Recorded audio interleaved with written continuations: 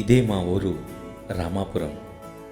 పచ్చని చెట్లు, పాడి పంటలు, గలగలా పారే గంగమ్మ, చుట్టూ కొండలు, మధ్యలో మా ఊరు.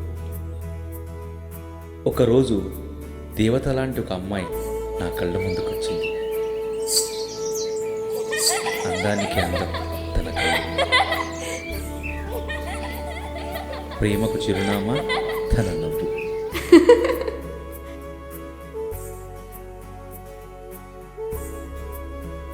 అసలు ప్రేమంటే ఏంటో తెలియని నాకు తన ప్రేమికుడుగా నన్ను మార్చేసింది.